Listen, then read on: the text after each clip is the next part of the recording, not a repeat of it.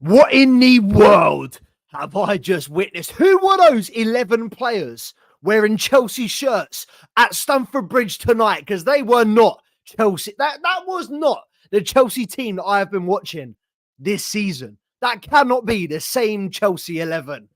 My God, welcome back to the Two Blues podcast, to another live match reaction. Make sure to like, comment, subscribe to the channel. Obviously, it is a live match reaction, guys. Get involved in the comments. Let me know your thoughts on that Chelsea performance. Blew them away, 6-0. We ain't going to see that again this season from Chelsea. That is the one game a season we are going to see from Chelsea where we blow the opposition away in terms of performance, scoreline, domination. Cole Palmer.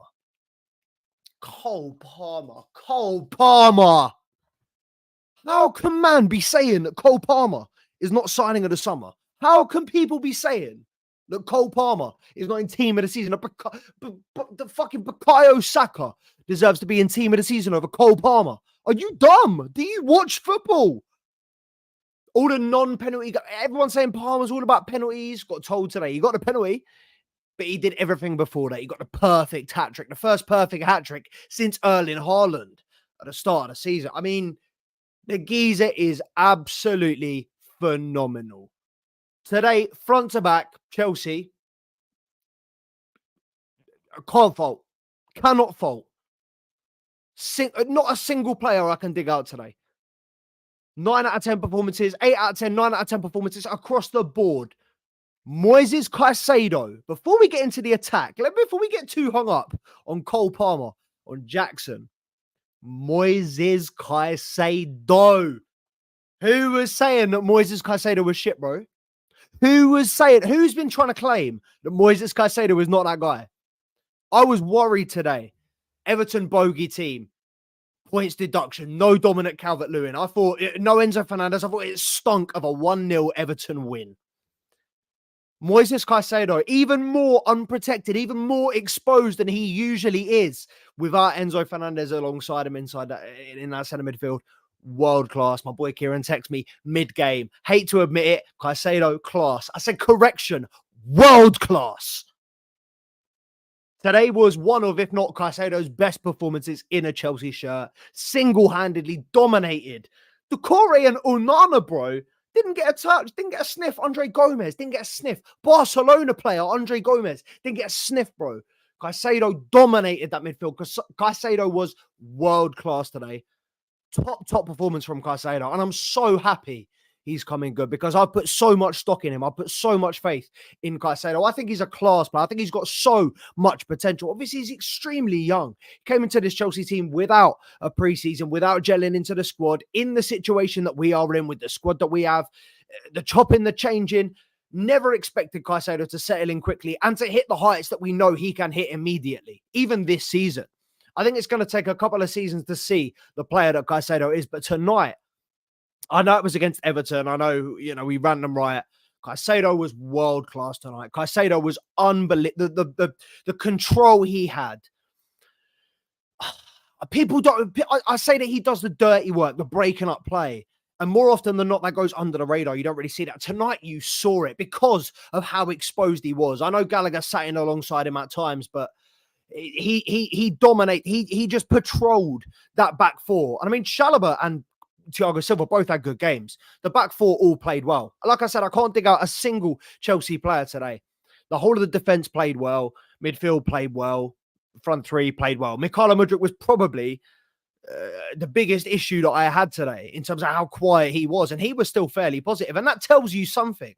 But the back four, solid, mainly because Cicedo was such an authoritative figure in front of them. He just patrols that back four, and I said it before, and I'm not comparing him to them in terms of quality and legacy just yet. Obviously, both of the players that I'm about to mention have way bigger legacy. He's got a long way to go before he touches these guys, but Makelele and N'Golo Kante, that role, that little centre midfield sitting in front of the back four, protecting, just patrolling, doing what you do best, breaking up play, turning it over, distributing, just calming the play down. He does that so well. He gave us so much dominance on the ball today, even when they were throwing balls in the box.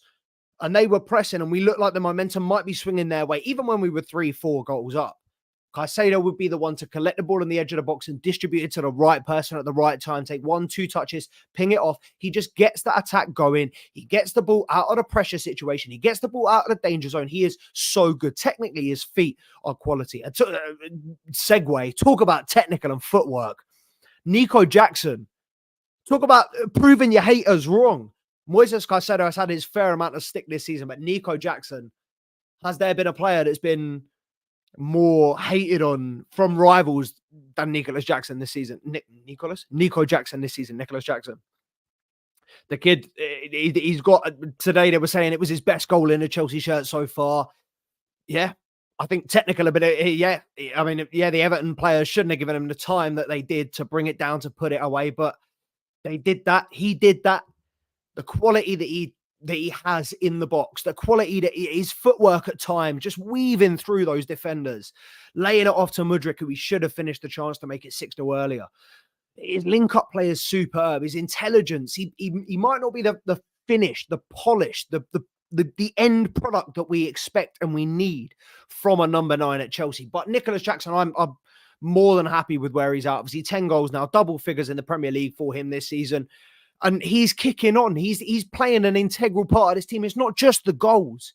It's the link-up play, the team that the football that he creates, the moves that he creates around him, the other players that he brings into play. He's always looking to bring someone in, whether it's Palmer, whether it's Mudryk. He's always looking to bounce that ball off someone and get into a dangerous area. And that's what I love about Jackson. He will not stop. Earlier in this season, we were lamenting him, saying he's far too eager. He's just offside all the time. But that eagerness is paying off now. That's paired with a little bit more intelligence and game experience and game knowledge in the Premier League. You know, when to hold your runs, when to make the move. It's starting to come into fruition. His movement is fantastic. Link-up play, fantastic. And today, you know, what was it? A couple of assists and a fantastic goal for him. 10th goal in the Premier League. Keep that guy in the number 9 position. And he's managing, you know, I was worried today that Cicedo and Nicolas Jackson were both walking that tightrope, you know, both looking to potentially get that 10th yellow card, 2-game ban, not going to be in some crucial games against Arsenal and other teams.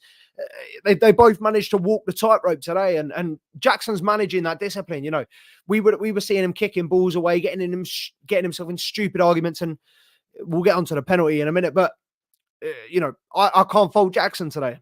The penalty incident aside, I can't fault Jackson today. Mentality, quality, ability, everything was there.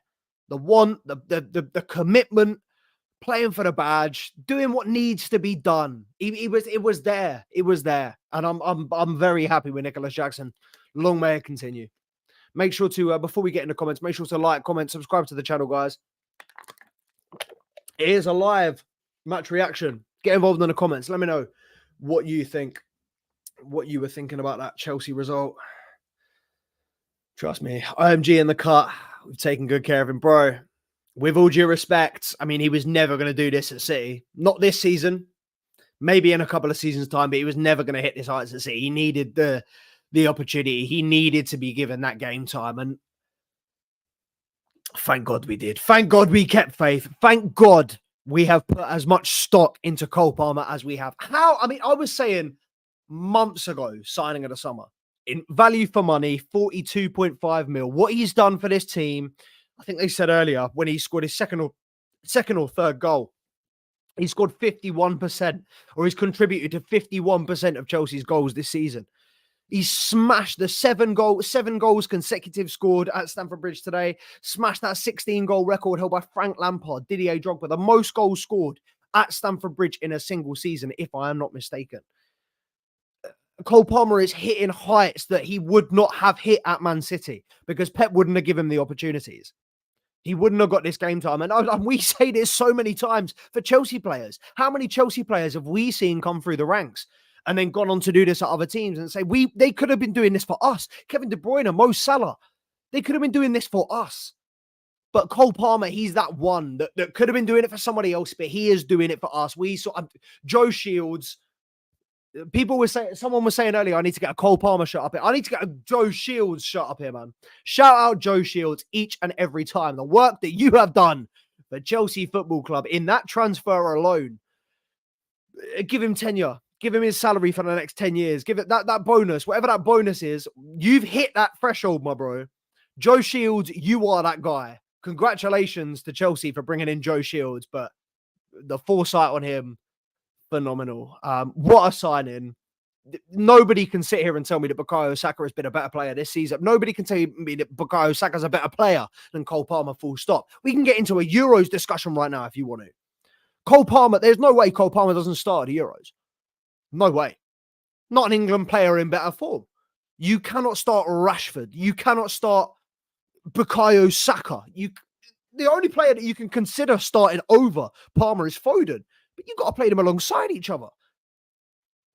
Stick Palmer out wide. Foden, Bellingham, Rice, someone else out wide. Fuck Bukayo Saka off, man. He's had his time. He's done. All he's got is that cutting off the left. Cole Palmer has so much more. People were debating this week. People were coming to terms with the fact that Mo Salah, serial bottler, ain't on the level of Eden Hazard. Mo Salah ain't on the level of Cole Palmer, bro. Watch this space. Give it 5-6 seasons. Mo Salah is not the player Cole Palmer is. Technical ability, distribution, passing, vision, technical ability, creativity, none of it. And Cole Palmer's got all of the finishing. He's a better penalty taker. Name me one thing that Salah does better than Cole Palmer. I'll sit here and I'll wait. I will sit here and I will wait. Golden boot incoming from Alexander Charles. He's got his work cut out for him. But if there's a season to do it, it's this season.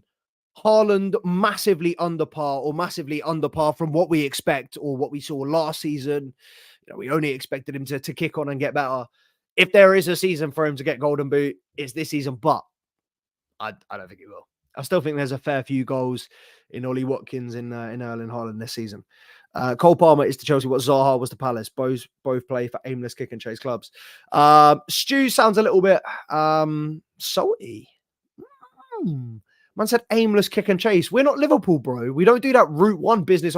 How can you watch that Chelsea 5-0, 6-0, demolition with the ticka-taka for that Cole Palmer goal with a little nutmeg and a little Cruyff turn? How can you watch that and say aimless kick and chase? That is just, listen, Stu, I hope everyone's good in your household tonight, bro. I hope everyone is safe and has a good night, and I hope you're blessed. God knows there could be some domestic violence in that house tonight. Jesus Christ almighty. Stu is rattled, bro. Taylor, appreciate you joining us, my G. Up the Blues. That Jackson finish, man. Honestly, kid's baller. Kids are baller. Give him the Ballon d'Or now. Because I'm telling you, in 3-4 seasons, when he gets 30 goals for Chelsea, when he wins us that Champions League, when he wins us that treble, Ballon d'Or. He's got the quality, man. I know I mock it. I know I push his agenda. I know I'm taking a piss a little bit, but Nicholas Jackson, he's a serious footballer, bro. He's got a serious amount of tech. Some of that footwork in there, some of that gliding through those Everton defenders, gliding through the players, man. Nicholas Jackson has tech. Don't get it twisted. And today showed us he's a finisher. He missed the big... How many chances did he miss? In the first half of the season, he was the most hated player inside and out of this Chelsea fan base. The majority of Chelsea fans hated him because of the amount of chances he missed and the amount of rival fans that hated on him just because he was fluffing chances, just because he wasn't living up to standards or wasn't getting as many goals as there. But, bro, Nicholas Jackson has lived up to every expectation and exceeded every expectation I've had of him tenfold. I was not expecting, given Chelsea's track record in signing strikers and his track, very little known striker before that run of form at Villarreal at the end of last season, hasn't really done too much. Big injury last year. I was not expecting him to come in and score 10 goals. I wasn't expecting him to come in and fit in as well as he has in terms of the link-up play, the system. And it is just a massive bonus how committed he is, how eager he is, how much he loves this team, how much he bleeds blue. He's a shithouse as well. I love that. But the one thing that I've got to draw on, and, it's such a positive performance, our best, one of, if not our best performance of the season in the Premier League. But that penalty, man, what is going on? 4-0 up. That is, and unfortunately, it goes back to Poch. It goes back to Poch. It goes back to the management. You cannot be having these situations. The last time it happened, was bad enough. You know, Sterling's tried a couple of times to take the ball off Cole Palmer. Cole Palmer is our penalty taker. We have a designated penalty taker. It should be clear to everybody in that Chelsea squad. We have a designated penalty taker. It works. Don't change it. If it ain't broke, don't fix it. And I understand you're 4-0 up. You want to get on the score sheet. You want to get your confidence. You want to get your numbers up. You want to stat pad, whatever. Madueke, Jackson, fine. Fair enough. I understand your eagerness for wanting to be there. And fair enough, if you want to go up there and say to Palmer, can I have it? Is it all right if you've already got a hat trick? Let me have it. By all means, go and ask the question. But I love Noni Madueke. I love Nicholas Jackson. Both of you need to have a fucking serious look at yourself and a serious fucking talk. You both need to apologize, bruv, to Cole Palmer for that fucking debacle. Them shambles, bro. The debauchery. Both of you, Noni Madueke and Nicholas Jackson, who do you think you are? I love you both. I think you are both quality players. Noni Madueke particularly. I think you're a baller, bro. What the fuck do you think you were doing trying to take that ball off Palmer? Premier League game. We're still 9th, 10th in the tape. Bro, this ain't an exhibition match. This ain't a friendly. This ain't pre-season to be picking and choosing who takes the penalties. We have a designated penalty taker. Win, lose, or draw, if it's a competitive match, penalty taker remains the same. That does not change. Frank Lampard wouldn't be giving away these penalties. Eden Hazard wouldn't be giving away these penalties. It does not happen. We do not. And again, it stems from Poch. Surely this is something that Poch has to have addressed this previously. Multiple times this has happened this season. Where players, like I said, Sterling's done it a couple of times, Madueke once. Multiple times it's happened where these Chelsea players have disagreed over who's going to take a penalty. Surely Poch has got to stamp whatever you've got to do. Get rid of that. Get rid of that. None of that. This Chelsea team seems to have such good vibes behind the scenes, such good vibes in that dressing room. Noni Madueke and Cole Palmer, two players that play together, very close relationship, having played together for the England under-21s for God knows how long before coming to Chelsea and now playing together at Chelsea. But seeing that, not good. Not good. Big blot, big blemish. And unfortunately, even though we've won 6-0, there are going to be headlines tomorrow about this. There are going to be multiple reports, talks, focuses, scrutiny on this negative aspect, this single one negative aspect of this Chelsea game and Chelsea performance, which is a shame because it was unneeded. It was completely unwarranted. Why even put yourself in that situation? Yeah, you've embarrassed yourself. The pair here, Nico Jackson and Noni Madueke, I appreciate the eagerness. I appreciate you wanting to get on the score sheet and help the team and get a goal under your belt and get that confidence up. But nah, man, we're not in a position to be doing that. Maybe if we were 15 points clear and this is the last game of the season, I'm doing what we did at Charlton years ago and giving Claude Makelele the penalty. But nah, leave that be. Leave that be. If it ain't broke, don't fix it. Noni Madueke and Nico Jackson, I better see an apology in the Instagram caption. I better see an apology tonight in the Instagram caption to Cole Palmer. Don't worry, bro. I'll never do that again. I was on nonsense. I was on madness. Whatever you got to comment it. Steve is rattled in here. Honestly, just AMG. I'm not reading it, bro. It's mad. Madueke and Jackson should know that Palmer's on penalties. It was embarrassing, bro. Embarrassing. Even Gallagher knows. They were all. Gallagher was the one that I think, as the captain, had to stamp his authority, but did say, give it to Palmer. Yeah, strange shenanigans going on from Chelsea. How good was that though? How good was that for Alfie Gilchrist? I was buzzing. Every single Chelsea goal that went in, grinned from ear to ear. But, bro, that Gilchrist goal, I was cheesing, bro. Are you serious? The grin on that guy's the ecstasy, bro. That is what it is all about. And I've seen so many people hating on Gilchrist recently. I think he got his locker, his permanent locker in the Chelsea dressing room this week, and everyone was gassed for. I'm so happy for him. Been at Chelsea since under 11s. He's an academy graduate, whatever way you look at him. Might have come from QPR, under 11s. He's a Chelsea academy, Cobham academy graduate, and there is nothing we love more than to see an academy graduate succeed. Alfie Gilchrist, Fair play to your son. Fair play. He bleeds, but he's shown us in cameos, in glimpses this season. This has been not his breakout season because he hasn't had the opportunities, the minutes that he would have hoped in terms of, to make an impact long term, to get clean sheets under his belt, to make a real, to stamp his mark on this Chelsea team and to really say, I deserve to be here. But he's had cameos and they've all been very positive. I can't remember him really putting a foot wrong in terms of the minutes that he's. I mean, yeah. What can you say about Alfie Gilchrist? Fantastic to see another young Chelsea academy graduate making it. Yeah, the look on his face, the look on the team's face, it said it all. Everyone was gassed for him. I was gassed for him. Long may it continue. I mean, I was praying that we'd see Tyreek George tonight. Tyreek George on the bench. Who was the other one? Dyer as well on the bench. Youngsters, bro, 16 years old, a pair of them, I think.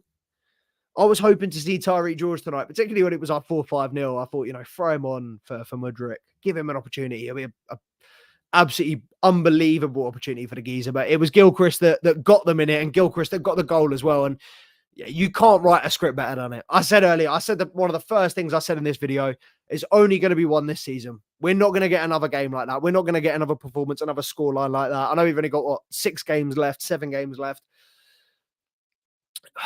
3 points behind Man United with a much better goal difference and a game in hand. 1 point behind West Ham, 2 games in hand, much better goal difference. The European charge is well and truly on, boys. 2 weeks ago, man was saying, Europe, you're not dreaming.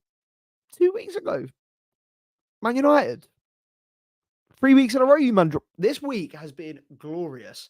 I don't think I've experienced a better week of Premier League results in recent history. Arsenal crumbling. Liverpool handing it back to City. Manchester United dropping points. Spurs getting battered. And then we come out and drop that. I thought it was written in the stars for us to drop points today. With everybody else, with everything else that's gone on, I think it was written in the stars for us to lose today. 1-0 Everton. I had that all over, but top performance front to back. Not a single Chelsea player I can fault. Not a single Chelsea player I can dig out. Cole Palmer, what a guy. Is this appreciate you joining, Abdullah? Is this in the post match? Obviously, I didn't get a chance to see the post match reactions or comments. I just wanted to take it, so I took it. Yeah, bro. I'm the penalty taker. It was 100%. It was unnecessary. It was drama, bro. It was Sex in the City, bro. It was bitch made. It needs to be dropped. Cole Palmer is the penalty taker. I don't know why he is why it's even being disputed. No matter how many goals up we are, Cole Palmer is the penalty taker. 20 goals this season. And just AMG, if you're still with us, my guy, what are you thinking? You're getting a bit quaky in your boots there. You thinking Cole Palmer might get golden boot this season? Or are you thinking Haaland's got that locked and loaded? I personally think Haaland and Watkins still got a few goals left in them, but who's in better form than Cole Palmer right now? I can't believe Cole Palmer didn't win Player of the Month last month. It was Muniz from Fulham, but this month he's already. I mean, he's locked it, bro. 5 goals in 30 minutes. It was at Stamford Bridge. He's absolutely locked it off. What a player! What a guy! What a performance from Chelsea. I've been waiting all season to see this, and they were saying today, "Is this the game? Have Chelsea turned the corner? Is this where we see Pochettino start to throw?" I don't think so. Great signs of a lot of positivity to come, no doubt. But turn the corner, I'm not sure. We thought we turned the corner last week when we pulled the performance out the bag or pulled the win out the bag against Man United, even though we didn't really deserve it, and then crumbled to Sheffield. So the real test is this weekend. Manchester City. FA Cup? Carabao Cup? FA Cup semi-final. FA Cup semi-final. Big test. OMG, our last thoughts before we dip out. Honestly, I'm not seeing with this form how I want it. Really? Unfortunately, Luton can't play them every week, bro. Might be able to play Tottenham every week, though. You've probably got more chance of scoring a goal a game against Tottenham than Luton right now. But yeah, with that, 100% Abdullah, 100%. I think Jackson's was up there for quality, but Gilchrist was my favorite. Grinning from ear to ear, bro. I was cheesing off that. But yeah, guys, Abdullah, 100%. It is ours. It's very much like City's title. It's in our hands, bro.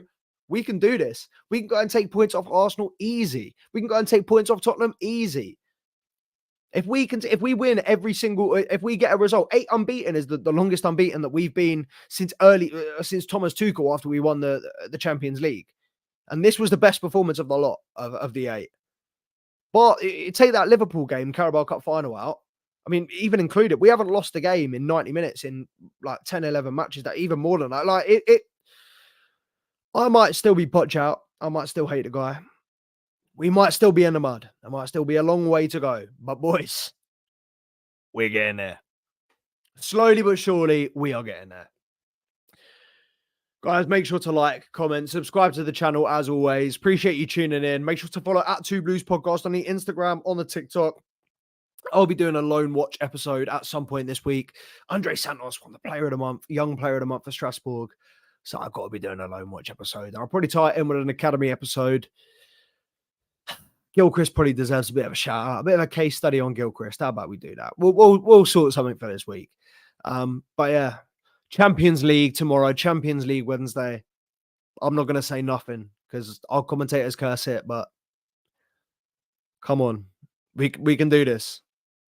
Allez, allez, allez.